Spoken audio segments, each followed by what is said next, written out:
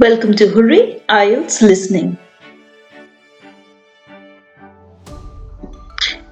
Here is a description of what the listening test looks like. You are given a total of 40 questions, which are divided into 4 parts. You will be given 30 minutes to take down the answers and 10 minutes extra for transferring the answers. Part 1 consists of a conversation between two people set in an everyday context. Part 2 consists of a monologue set in an everyday social context. You could be given, for example, a speech about local facilities. Part 3 consists of a conversation between or up to 4 people set in an educational or training context. Here you could hear a tutor and a student discussing an assignment. Part 4 consists of a monologue on an academic subject. Example, a lecture by a university professor.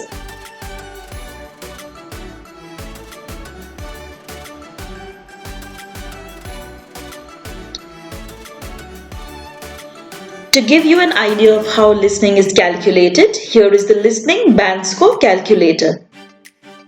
As you can see, on the left you have the raw score and on the right you have the converted band scores.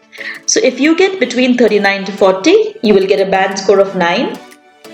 If you get between 37 to 38, you get a band score of 8.5, so on and so forth.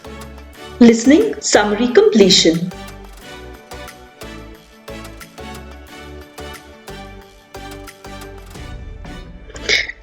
This is a description of what this type of question is like. Test takers have to fill in the gaps in an outline of a part or of all of the listening text. The outline will focus on the main ideas, facts in the text. It is used to summarize information. Questions asked are usually based on place, time, price, or other figures. Answers may have to be selected from a list or identified from the recording. The word limit is always mentioned in the question. The answers should be in the same form as the recording. Contracted words will not be tested.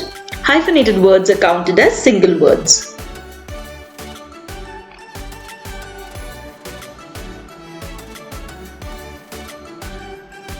Here is a sample question of what this type of question looks like. As you can see, your instructions are given at the beginning. You will be told also about the word limit. Here it says, complete the summary below. Following this, there is another sentence, write one word only for each answer. Within the box, you can see a series of sentences with blanks in between. Your job is to listen to the recording. Try to match the information given in the question to the one in the recording. They are not always in the same word. They may be paraphrased or rephrased in some manner. You must try and figure out the words in the blanks. Look at the words before and after the blanks as a hint.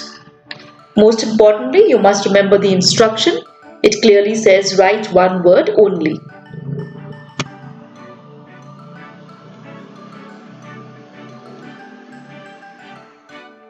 The strategies to answer this type of question are as follows. You must read the instructions carefully and you must stay within the word limit. When listening, listen very carefully to the recording. Underline the keywords if you want or make notes of key important points that pertain to the question. Try to predict the kind of word or phrase. This could include a place, number, name, etc. Write the exact words from the audio. Match the synonyms or try and see if you can identify the similarities between the sentences mentioned in the recording to the ones given in your question. Listen intensively for any explanation or instructions. They could be in series, they could be in parts. Take a note of that. Try to identify the speaker's attitude or opinion.